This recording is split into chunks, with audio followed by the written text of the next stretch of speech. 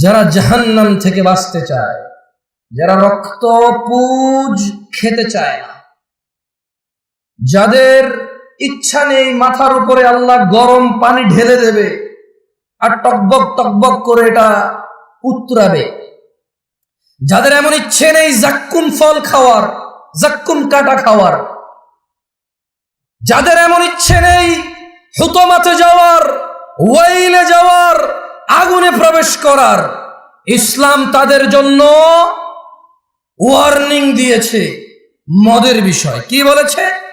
কোরআনুল কারীমে আল্লাহ বলেছে, ইয়া আইয়ুহাল্লাযীনা আমানু, ও মুমিনগণ। তাহলে কি সবাইরে বলছে? সবাইরে বলছে। কারে বলছে? কারে বলছে? অমুসলিমদেরকে বলে নাই? irrelevant to them because they don't believe in Allah subhanahu wa ta'ala. তারা আল্লাহকে বিশ্বাস করে না, তারা আখিরাতকে বিশ্বাস করে না, জান্নাতকে বিশ্বাস করে না, জাহান্নামকে বিশ্বাস করে না। বলে যে আমরা দেখছি না এটা।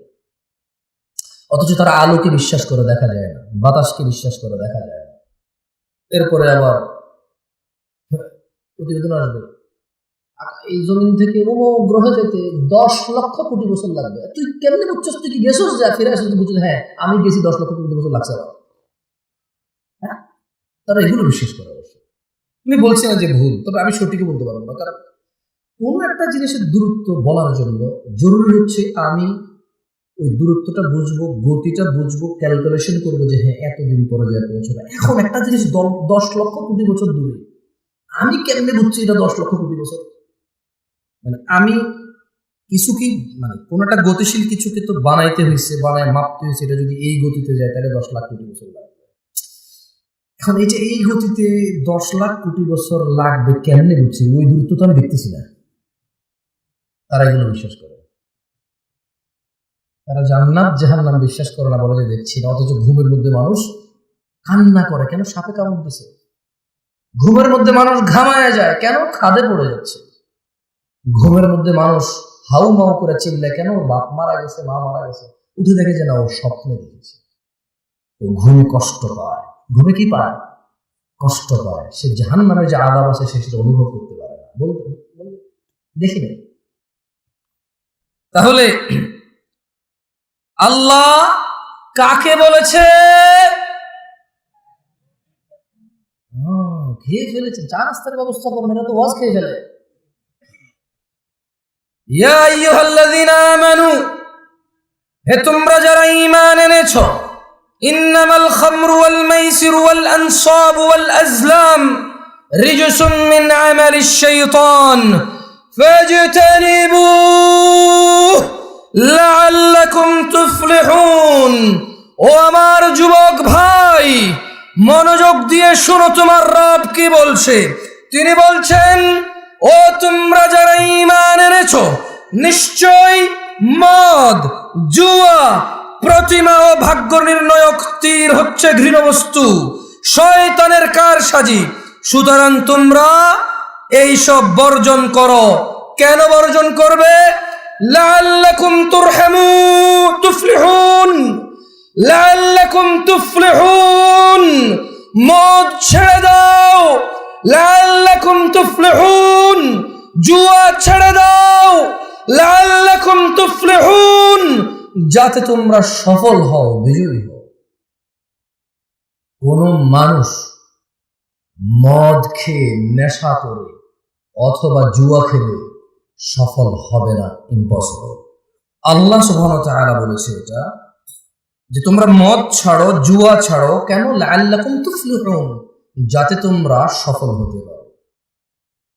আবু দারদা রাদিয়াল্লাহু আনহু থেকে বর্ণিত, তিনি বলেন, আমাকে আমার প্রিয় বন্ধু রাসূল সাল্লাল্লাহু আলাইহি ওয়াসাল্লাম এই মর্মে ওসিয়ত করেছেন, লা তাশরাবিল খামর ফাইন্নাহা মিফতাহু কুল্লি শারর।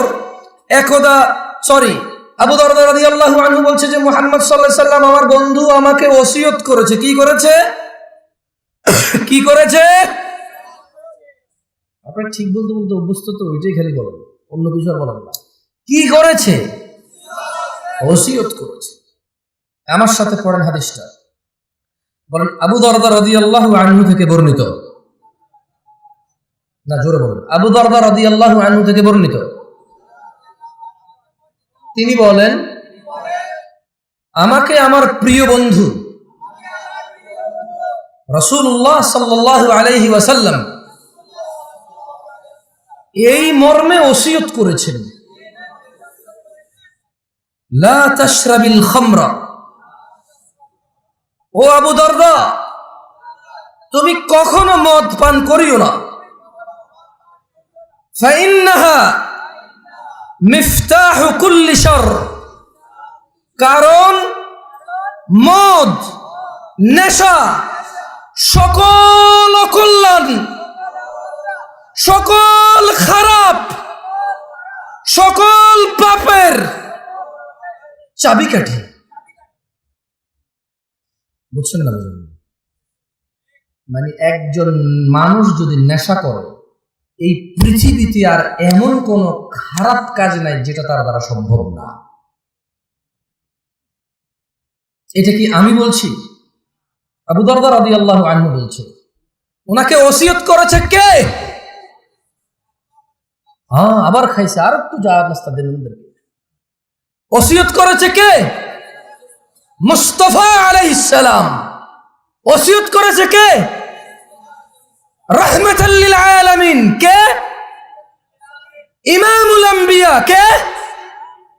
ইমামুল মুরসালিন। কে? খাতামান নবিয়্যিন। কে? ওসিয়ত করেছে যে ও আবু দারদা তুমি নেশা করিও না, তুমি যদি নেশা করো তাহলে এটা সকল পাপের, সকল অকল্যাণ, সকল অঘটনের চাবিকাঠি হচ্ছে এই নেশা। তাইলে ছোট্ট একটা গল্প বলি বনি ইসরাইলের। কেমন? আল্লাহ নবী সাল্লাল্লাহু আলাইহি ওয়াসাল্লাম বলেছে যে তোমরা বনি ইসরাইলের গল্প বলো, তবে মিথ্যা বলিও না। কি বলিও না?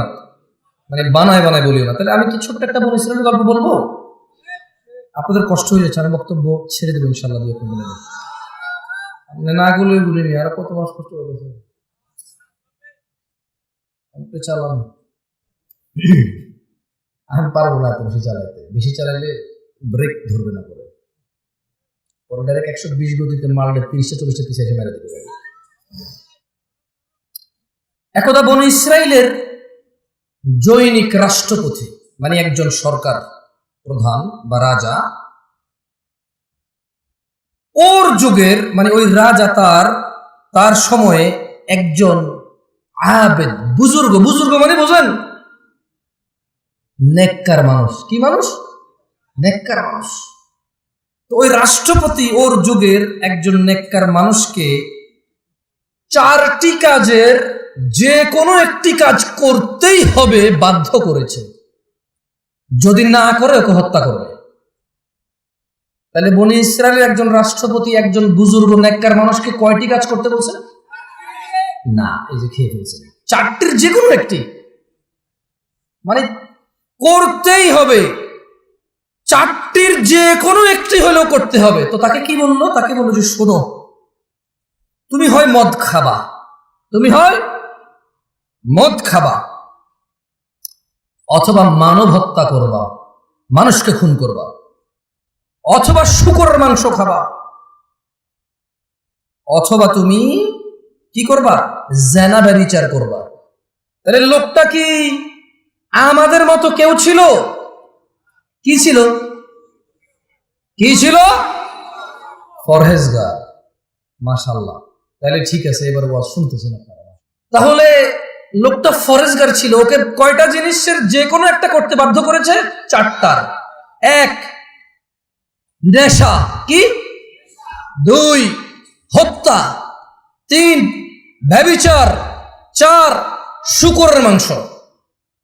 এখন ওকে বলছে যে তুমি যে কোনো একটা হইলেও করতে হবে, নাহলে তোমাকে হত্যা করা হবে। ওই বুজুর্গ চিন্তা করলো শূকরের মাংস কিভাবে খায়, মানুষ কিভাবে হত্যা করি। না, এটা এখানে লেখা নাই। বুজুর্গ হয়তো 4টার মধ্যে বাধ্য ছিল। ওর রাষ্ট্রপতি বলতেছে যে তুমি এটা যে কোনো একটা করতেই হবে। তো জীবন বাঁচানোর জন্য নির্বাচন করেছেন মদকে। মানে শূকরের থেকে ইজি না? মুসলমানদের মধ্যে কে হাত তোলেন তো, কে শূকর খাইছেন? এই পুরো গ্রামে মুসলমান সমাজে শুকর জবাই হয়? গাঁজা পাওয়া যায় কিনা? হ্যাঁ, দেখছেন ওই বুজুর্গেরও একই অবস্থা হয়েছিল। আর হাসতেছে, আবার হাসতেছে, এটা কমেডি বুজুর্গ। আরে ভাই, একটু বিবেচনা দিয়ে চিন্তা করেন না। আপনি যেরকম নেশাকে শুকরের চাইতে ভালো মনে করেন, মানে শুকর এতটাই আমরা ঘৃণা করি, আলহামদুলিল্লাহ, আল্লাহর প্রশংসা প্রপার, আমরা এই সমাজে এটা দেখি না। আছে সুদখোর পর্যন্ত শুকর খায় না। সুদ খাওয়া কি? শুকর খাওয়া কি? শুকর খাইলে গুনাহ কার লগে? সুদ খেলে গুনাহ আল্লাহর লগে, মানুষের লগে। সুদের গুনাহ মাপ পাওয়া বেশি কঠিন। ঘুষ খাওয়া কি? শুকর খাওয়া কি? শুকর খেলে কার সাথে গুনাহ? আর ঘুষ খেলে কার কার সাথে গুনাহ? আল্লাহ এবং মানুষের সাথে। মানুষের হক খাইছে সে, আমি বুঝাতে পারিনি। তো এই দেশে ঘুষখোর আছে? মুসলমান ঘুষখোর আছে? মুসলমান শুকরখোর আছে? মুসলমান মদখোর আছে? মুসলমান শুকরখোর আছে?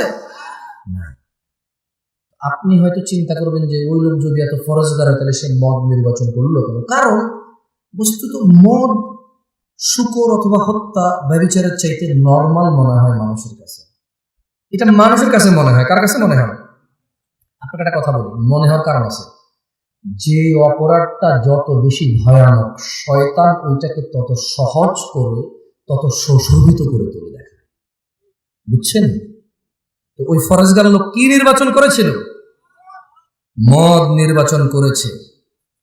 পরিশেষে উক্ত ব্যক্তি বাধ্য হয়ে মদ পানকে সহজ মনে করে তা করতে রাজি হলো।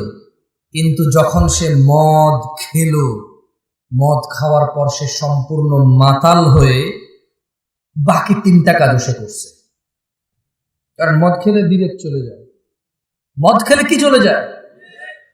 তো যখন সে সহজ মনে করে মদ খেল, নেশাগ্রস্ত মাতাল হয়ে জেনাও করছে, শুকরও হয়েছে। আল্লাহ তাআলা আমাদেরকে বুঝার তৌফিক দান করুন। আমি যে একটু আগে বলেছি যে যেই অপরাধটা যত বড়, মানুষের জন্য যত ধ্বংসশীল, শয়তান এটাকে তত কি করে দেখায়? সুন্দর করে দেখায়। দেখেন আল্লাহ কি বলে কোরআনুল কারীম, আউযু বিল্লাহি মিনাশ শাইতানির রাজীম। ইন্নামা ইউরিদুশ শাইতান إنما يريد الشيطان أن يوقع بينكم العداوة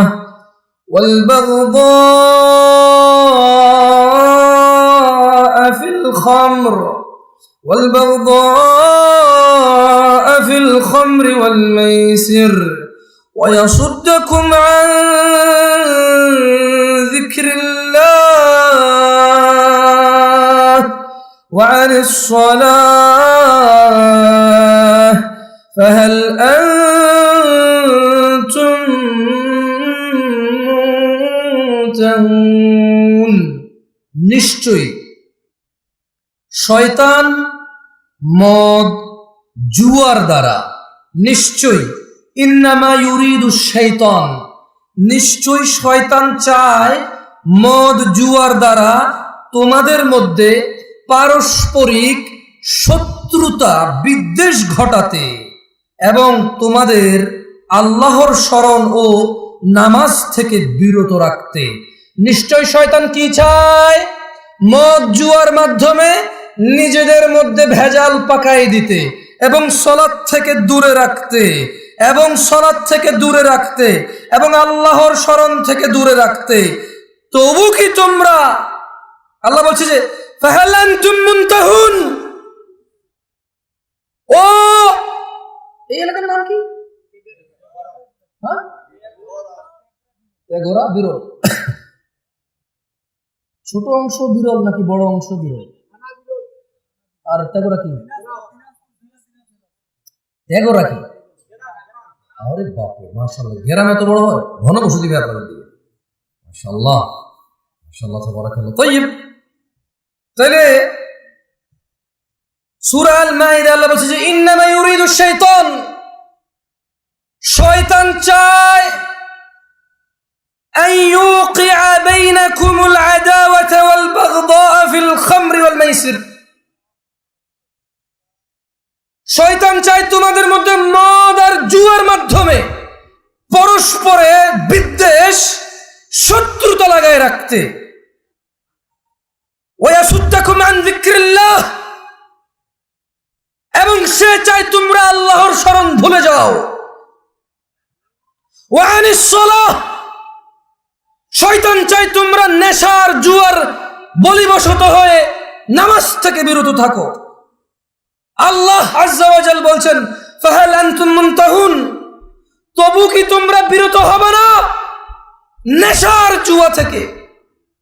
কি থেকে? তাহলে নেশার জুয়ার মধ্যে শয়তান কি করতে চায় আমাদের পরস্পরের মধ্যে? ভুলে গেছেন সবাই। নেশা আর জুয়া এই দুইটা দিয়ে শয়তান আমাদের আপোষে কি করতে চায়? শত্রুতা লাগায় রাখতে চায়, মারামারি হানাহানি করাইতে চায়, আর আল্লাহর জিকির থেকে বিরত রাখতে চায়, আর নামাজ থেকে বিরত রাখতে চায়। আল্লাহ খুব সুন্দর করে প্রশ্ন করেছে, ও বিরলবাসী, আল্লাহর প্রশ্নের কি উত্তর দিবা?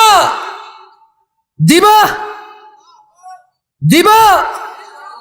আল্লাহ বলছেন ফাহাল আনতুম মুনতাহুন, এই মদ জুয়া ছেড়ে দিয়ে নিজেদের শত্রুতা থেকে মুক্ত হয়ে আল্লাহর শরণে ফিরে এসে সালাতে ফিরে আসবা। ওয়া মা তাওফীকি ইল্লা বিল্লাহ, আল্লাহ আমাদেরকে তৌফিক দান করুন।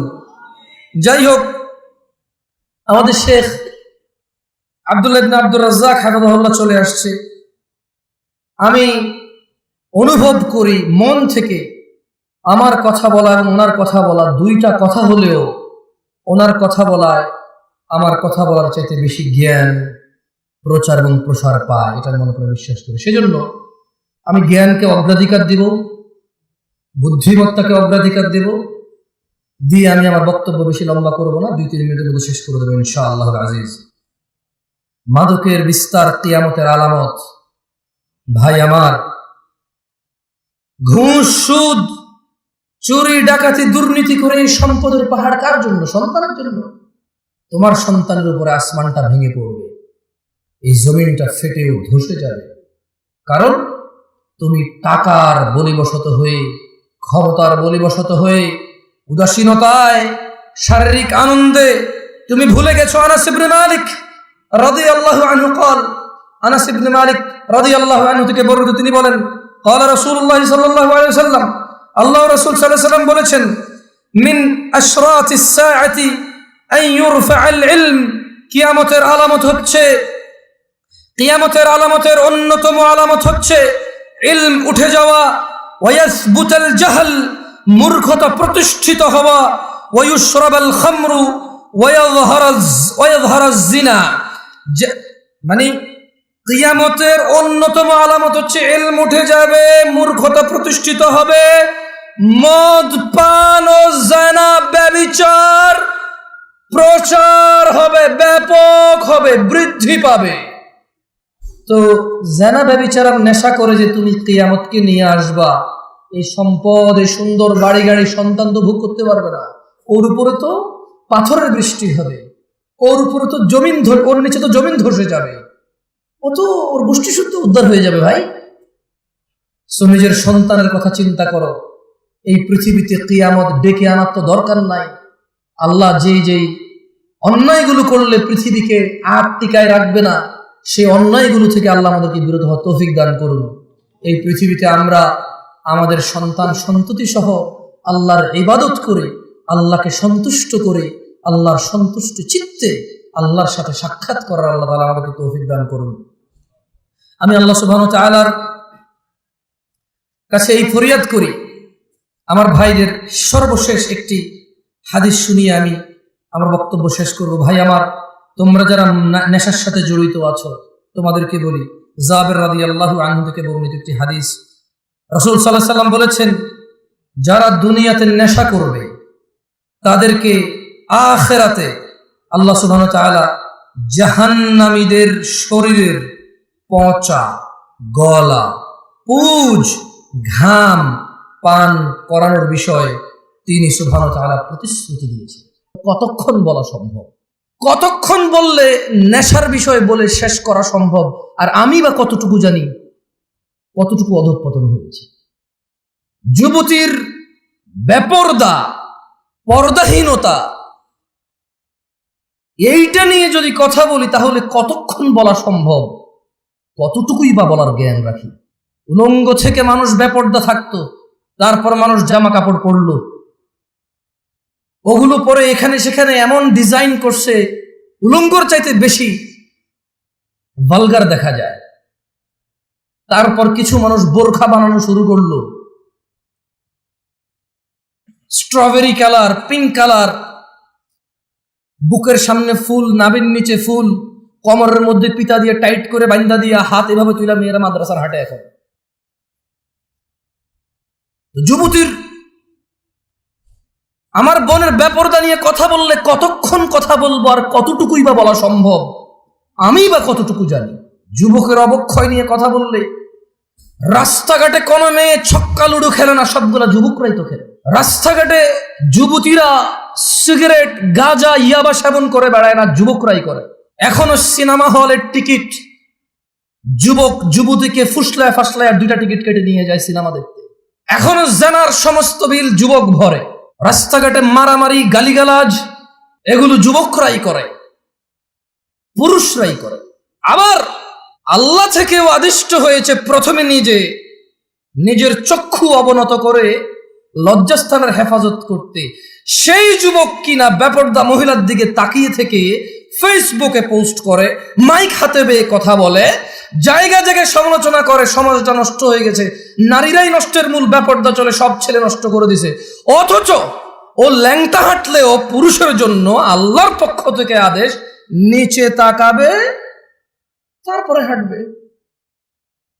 ও নিচে তাকাবে না, নিজেরটা মানবে না, আরেকজন মানে নাই সেটার সমালোচনা করে বেড়ায় যুবক।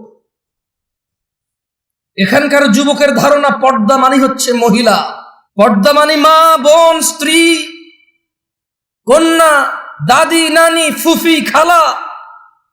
পর্দা মানে মহিলা। যখন তারা পর্দাকে এভাবে খ্রিস্টানদের মতো, ইহুদি নাসারাদের মতো যখন পরিবর্তন করতে শুরু করলো পর্দার মিনিং, তখন আল্লাহর আযাব এদের উপরে চলে আসছে।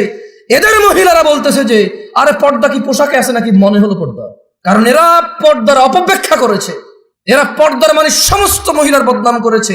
কিন্তু নিজেকে যে আল্লাহ নিচের দিকে তাকানোর জন্য বলেছে, ওই মহিলার দিকে না তাকাইতে বলেছে, নিষেধ করেছে, সেটা সে মানেনি। ঘরে সিলিন্ডার গ্যাস ব্লাস্ট হলে নতুন বউ মারা গেছে, পুকুরে পড়ে মারা গেলে নতুন বউ মারা গেছে, যে বউটা যৌতুক দেওয়ার কথা ছিল যৌতুক দিতে পারে নাই, মোহর দিয়ে বিয়ে করার কথা ছিল পুরুষ যৌতুক নিচ্ছে। এরপরে বলতেছে সমাজে পুরুষ নির্যাতন হয়, আপনারা জানেন না। তো তুই কি পুরুষ রে বেটা? পুরুষ তো মহিলাকে টাকা দিয়ে বিয়ে করে, তুই তো টাকা নিচ্ছিস। পুরুষ তো মহিলাকে টাকা দিয়ে বিয়ে করে, পুরুষ উপার্জনের জিম্মেদার নিজেকে মনে করে। মা বোনকে কাজে লাগাই দেয় না, মেয়েকে কাজে লাগাই দেয় না। পুরুষ মর্যাদা সম্পন্ন হয়, বলবে 3 বেলা খাবো, না পারলে 2, না পারলে 1। কিন্তু জিম্মেদারি উপার্জনের আমার বোনের না, আমার মায়ের না। যদি করে মুসলমান মেয়ে, কোনো হারাম কিছু নাই, মহিলা কাজ হতে পারে। আল্লাহ আমাদেরকে বোঝার তৌফিক দান করুন। এখনো কি হাসি পাচ্ছে? নাম হচ্ছে সালাফি কনফারেন্স। বসে আছে যারা নিজেদেরকে দাবি করে মানহাজুস সালাফের মধ্যে যারা আছি আমরা। মানহুমুস সালাফ, সালাফকে আসহাবান নবী সাল্লাল্লাহু আলাইহি ওয়াসাল্লাম, নবী সাল্লাল্লাহু আলাইহি ওয়াসাল্লামের সাহাবারা হচ্ছে সালাফ। আমরা বলছি আমরা ওদের অনুসরণকারী, আর বসে বসে কমেডি করি এখানে এসে। আল্লাহ আমাদেরকে বোঝার তৌফিক দান করুন। সরি, আপনারা মনে কষ্ট নিয়েছেন আমার কথা? দুঃখজনক এই শীতের মধ্যে এত কষ্ট করে বসে আছেন হাসি তামাশা করার জন্য, মোবাইলে কমেডি দেখেন, এখানে বসে আছেন। মনে রাখতে হবে যুবক ভাই আমার, বর্তমানে আমাদের যুব সমাজের অসংখ্য সংকট, অসংখ্য সমস্যায় জর্জরিত আমাদের সমাজ। এর মধ্যে নাম্বার 1 আর নাম্বার 2 কোনটা 1 নাম্বার কোনটা 2 নাম্বার এটা বলা কঠিন হয়ে যাবে। নেশা আর জেনা, জেনা 1 নাম্বার নাকি নেশা 1 নাম্বার এটা বলা কঠিন হয়ে যাবে, এমন ব্যাপক হারে হয়েছে। ছেলে জেনার সম্পর্ককে প্রেম বলে, ভালোবাসা বলে। ছেলে জেনার সম্পর্ক কন্টিনিউ করে কেন? বিয়ে করবে আশ্বস্ত হয়ে। সে জেনাকে হালাল মনে করে নিয়েছে, কারণ সে মনে করে ওই মেয়েকে সে বিয়ে করবে, এই জন্য তার জন্য এটা হালাল মনে করেছে। অথচ সে ভুলে যায় সে মারা যেতে পারে। সে ভুলে যায় ওই একই মেয়েকে বিয়ে করলেও বিয়ের আগের সম্পর্ক হারাম হারাম বলেই থাকবে লিপিবদ্ধ। যুব সমাজ মাদকের মরণ নেশায় মেতে উঠেছে। বর্তমান সময়ে অধিকাংশ যুবক মাদকে আক্রান্ত, ধ্বংসের অবলীলায় নিপতিত হতে দেখা যায়। বিভিন্ন ধরনের মাদকের সয়লাভ যুবকদের মধ্যে ছড়িয়ে পড়াতে তারা কোনো না কোনো উপায়ে নেশাগ্রস্ত হয়ে পড়েছে। যারা নেশা করে তারা অধিকাংশই জানে নেশা কোন রকম উপকারী বা ভালো কাজ নয়, এবং তা মানুষের জীবনাশক্তি বিনষ্টকারী। এইসব জেনে শুনেও যুবক মাদকাসক্ত নেশার অন্ধকার জগতের মধ্যে থাকতে চায়। ও থাকতে চায় নেশায় বিভোর হয়ে, উদাসীনতায় মেতে থাকতে চায়, এটা জেনেও যে নেশা ওকে ধ্বংসের সর্ব উচ্চ পর্যায়ে নিয়ে যাবে, ধ্বংসের সর্বশেষ পর্যায়ে নিয়ে যাবে, এটা ও জানে, তারপরও সে মেতে থাকতে চায় নেশা। মাদকাসক্ত তরুণ প্রজন্ম ধর্ম কর্ম সব কিছু বিসর্জন দিয়ে হতাশাকে, স্যাডনেসকে, সরৌনেসকে আপন করে নিতে চায়, সঙ্গী করে নিতে চায়। জীবনের চলার পথ থেকে বিভ্রান্ত হয়ে পড়েছে এবং বিবেক বুদ্ধি হারিয়ে সামাজিকতা থেকে দূরে সরে যেতে চায় যুবক, নেশায় আসক্ত হয়ে, নেশাকে আপন করে নিয়ে। অথচ মুসলমানের সন্তান জুমআ পড়ে, খুতবা শোনে, ওয়াজে আসে, মক্তবে পড়েছে, মাদ্রাসায় পড়েছে, ওর পরিবারের কেউ না কেউ মাদ্রাসায় পড়েছে, ও ওয়াজ শুনে ইউটিউবে, তারপরেও সে ইসলামের বিধিবিধান সম্পর্কে গাফেল ও বেপরোয়া। অথচ ইসলাম মানুষকে নেশা গ্রহণ, মাদক সেবন হতে সম্পূর্ণ নিষেধ করে। মানুষকে ধ্বংস ও করুণ পরিণতি হতে রক্ষা করার জন্য ইসলামী অনুশাসন মেনে চলার কোনো বিকল্প নেই যুবক ভাইয়েরা। তাই আমাদের জানতে হবে ইসলাম মাদক সম্পর্কে কি কি দিক নির্দেশনা দিয়েছে। কি ঠিক কিনা বলতেছেন না, যে কি খারাপ লাগতেছে? 2-3 বার জিজ্ঞেস করে নি, বলেন, তাহলে ঠান্ডা হয়ে যাবে। বলবেন যে এত কষ্ট করে ওনার লাগে বসে আছি, উনি একটা বারো ঠিক কিনা করুন না, ঠিক বলতে পারলাম না।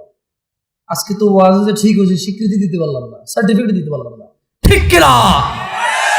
ভালো হয়েছে, ঠিক আছে, আর ভালো লাগবে না। দই জমান ভাই, মানুষ জমায়েন না, ওয়াজ জমায়েন না, ওয়াজের জমতে দিয়ে না, জমে গেলে তো বসে যাবে, শেষ। আমি চাই ওয়াজ না জমুক, বল্লা, আমি চাই শ্রোতা না জমুক, ওয়াজ না জমুক। আমি চাই আল্লাহর এই পৃথিবীতে কত নবী রাসূল প্রেরণ করেছে, যাদের উম্মত খুবই অল্প সংখ্যক, কিন্তু তারা অসফল নয়। অ্যাজ এ নবী এবং অ্যাজ এ রাসূল আলাইহিমুস সালাম আজমাইন, তারা অসফল নয়। আমি জামশেদ মজুমদার কখন এটা বিশ্বাস করি না, এত বড় প্যান্ডেলে এত মানুষ থাকলেই কল্যাণ। আমি বিশ্বাস করি man to man, eye to eye, একজনের সামনে বসে আছে, কথা বলতেছি, ও কানেক্ট হয়েছে, ও বুঝতেছে আমি কি বলছি, ও মেনে নেওয়ার পক্ষে উদ্বুদ্ধ হয়েছে এবং চেষ্টা করতেছে মেনে নেওয়ার জন্য। আমার কাছে এইরকম এত পরিমাণ শ্রোতার চাইতে ওই একজন অনেক বেশি মূল্যবান, যে নিজেকে সংশোধন করার জন্য শুনে। যে সংস্কৃতি মাহফিল একটা বাৎসরিক সংস্কৃতি আদায় করতে আসে না, যে দিন শিখতে আসে, সে আমার কাছে বেশি মূল্যবান। যাই হোক, ইসলাম মাদক সম্পর্কে আমাদের যে দিক নির্দেশনা দেয় তার সম্পর্কে জানা অত্যন্ত জরুরি। রাসূলুল্লাহ সাল্লাল্লাহু আলাইহি ওয়াসাল্লাম মাদক সম্পর্কে সতর্কবাণী উচ্চারণ করে বলেন, যে কোন ধরনের নেশাজাত পানীয় হারাম। কোন ধরনের, এইগুলা বলবেন ঠিক ঠিক জিজ্ঞেস করবেন, মানে এতক্ষণ তো কথা বলছি, এখন দুই একটা হাদিস পড়বো, আয়াত পড়বো, আপনাদেরকে জিজ্ঞেস করব। যেটা জিজ্ঞেস করব ক্লাসে যেমন শিক্ষকরা ছাত্রদেরকে পড়ায় জিজ্ঞেস করে, ছাত্ররা বলে, আমি চাই একটা হাদিস পড়বো, আপনাদের জিজ্ঞেস করব, আপনারা বলবেন। তাহলে কি হবে, আপনারা যখন বলবেন এটা আপনারা ইজিলি মুখস্থ করতে পারবেন, মনে থাকবে ইনশাআল্লাহ। আল্লাহ আমাদেরকে তৌফিক দান করুন, আমিন। তাহলে মুহাম্মদ সাল্লাল্লাহু আলাইহি সাল্লাম বলেছেন যে কোন ধরনের নেশাজাত পানীয় হারাম। কয় ধরনের? কোনটা কি বাদ গেছে? টিকটিকির লেজ, ইয়াবা, গাঁজা, এগুলো তো হাদিসের নাম নিয়ে নাই, এগুলো হাদিসে নাম নিয়ে নাই।